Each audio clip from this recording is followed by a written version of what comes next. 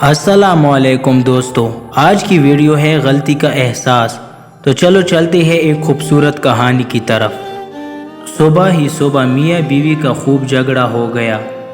बेगम साहिबा गज़बनाक होकर बोली, बस बहुत कर लिया बर्दाश्त, अब मैं मज़ीद 1 मिनट भी तुम्हारे साथ नहीं रह सकती। मियाँ जी भी तैश में थे, बोले, मैं भी तुम्हारी शक्ल देख देख कर तंग आ चुका हूँ। दफ्तर से वापस आओ, तू मुझे नज़र ना आना घर में। उठाओ अपना टीन डब्बा और निकलो यहाँ से। मियाँ जी गुस्से में ही दफ्तर चले गए।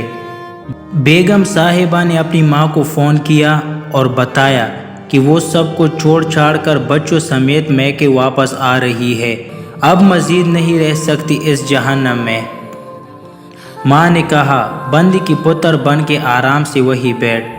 तेरी बड़ी बहन भी अपने मियाँ से लड़कर आई थी और इसी जेल में तलाक लेकर बैठी हुई है। अब तूने वही ड्रामा शुरू कर दिया है। खबरदार जो इधर कदम भी रखा तो सुलह कर ले मियाँ से, अब वो इतना बुरा भी नहीं है। माँ ने लाल झंडी दिखाई तो बेगम साहिबा के होश ठिकाने आए और वो फूट फूट कर रोने लगी। जब रोकर तकी तो दिल हल्का हो चुका था। मियाँ के साथ लड़ाई का सीन सोचा तो अपनी भी काफ़ी गलतियाँ नज़र आई। मुँह हाथ धोकर फ्रेश हुई और मियाँ की पसंद की डिश बनानी शुरू कर दी और साथ स्पेशल खीर भी बना ली। सोचा शाम को मियाँ जी से माफ़ी मांग लूँगी, अपना घर फिर भी अपना ही होता है। शाम को मियाँ जी जब घर आए तो बेगम ने उनका अच्छे तरीके से इस्तकबाल किया, जैसे सुबह कुछ भी ना हुआ हो।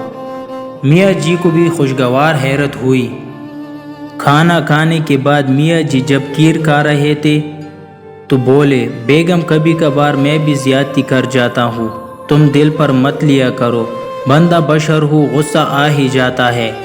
मियाँ जी बेगम की शुक्रगुजार हो रहे थे और बेगम साहिबा दिल ही दिल में अपनी माँ को दुआएं दे रही थी, वरना तो जज्बाती फैसले ने घर तबाह कर देना था।